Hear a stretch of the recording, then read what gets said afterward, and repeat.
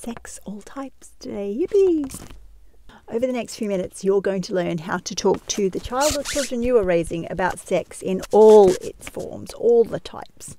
And welcome back to Sitting in a Car. I'm Sarah Sproul, and I sit in a car each week answering a question to help you raise your confident and caring young person who respects themselves and the people around them.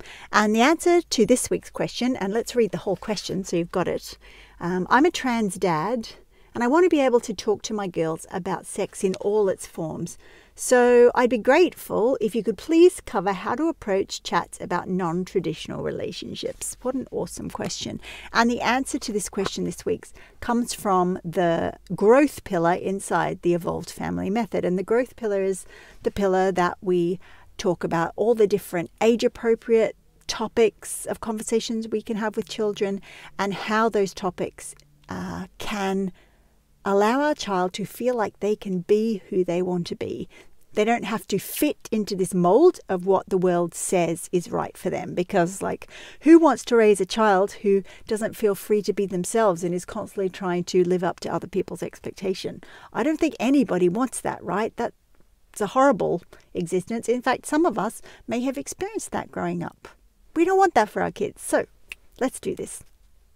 So point number one, all the work I do, all the work is to do with building connections between children and the caring adults who are raising them right. And part of the way we build connection is to ensure that we talk to our kids in a way that helps them see that whoever they are, whatever they want to tell us, we are open to listening. So this fabulous parent, this trans dad, is realizing from possibly their life experience that most of the time the world will tell us that penis in vagina sex is sex and anything else is not really sex. And maybe I'm being a little bit unfair there, because maybe there's an increased awareness that possibly anal sex is sex, oral sex, it's got the word sex in it, so maybe people accept that that is a form of sex too. But what are all the other types of sex? Because if we are with someone who doesn't have a penis, and neither do we, what does sex look like, right? So if we can talk about sex in this broader term, then we are creating a situation where our child has the freedom and the space to grow into who they are. And that is a mighty, mighty way to build connection with our children. Point number two, the question really is, what is sex? If we realize that sex is not just a penis in a vagina, well, what is it then? And how can we talk about that with children? So inside the growth pillar in the Evolved Family Method, we talk about the fact that our body is designed to feel nice.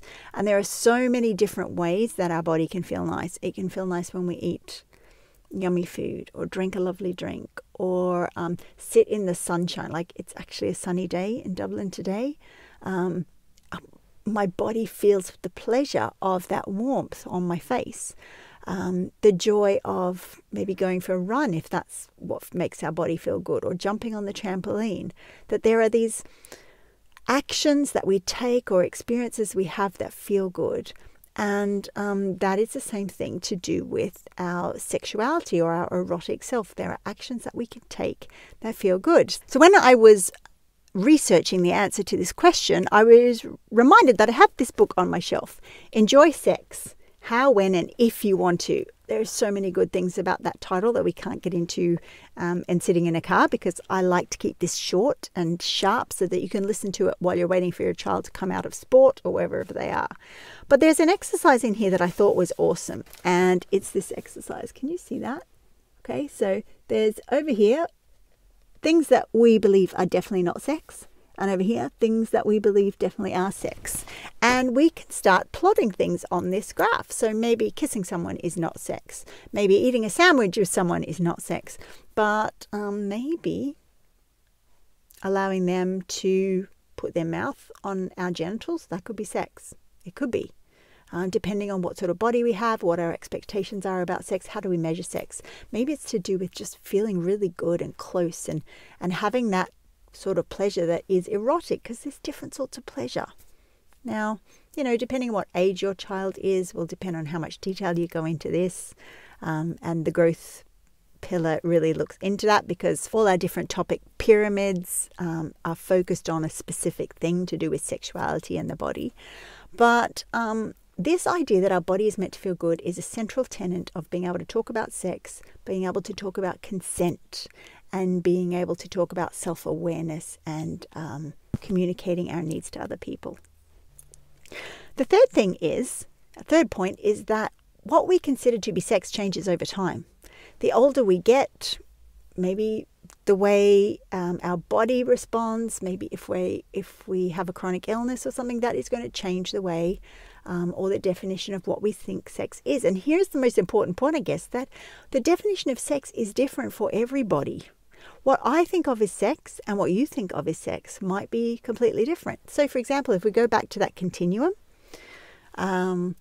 this idea of dry humping. Well, what is dry humping? It's where we might rub our genitals against something else, maybe through our clothes, maybe against somebody else.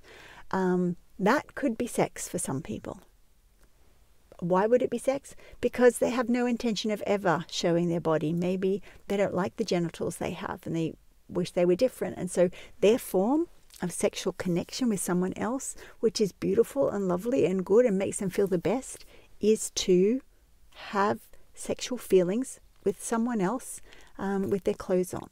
And so this idea of sex being different for everyone at different times of their life, and being different for everyone depending on maybe even who they're with, is a really exciting idea, because it brings back this acceptance of diversity, that we are all different and difference is good, and we change over time, and all that is perfectly fine. So in this episode of Sitting in a Car, you've learnt that this idea of what sex is very limited, but you have a clearer idea about how to enter into a conversation with your child or children about this, and that it's to do with body sensation and to do with our own individual interests and needs. This information is really good. At the same time, we still may be feeling fearful about having this conversation, and we may not know the right words to start. And look, that is the nature of these conversations. They're really complex, right? And there's lots of different moving parts. So you will know by now, and I talk about this all the time, that the Evolve School is the perfect place to get all the pieces of these conversations. So if you go over to sarahsproul.com/evolve, you can put your name down there. I will do all the rest of the work in telling you when that program is next open, so you don't miss the chance on really getting clear and being super supported with all the different sort of parts of having connected conversations, right, that support our child's diversity and uniqueness when we're talking about sensitive stuff like sex and bodies. And that's Sitting in a Car for another week, where I've answered a question to help you raise your confident and caring young person who respects themselves and the people around them. Bye for now. Thinking. And over here are activities that definitely are sex. And, oh God,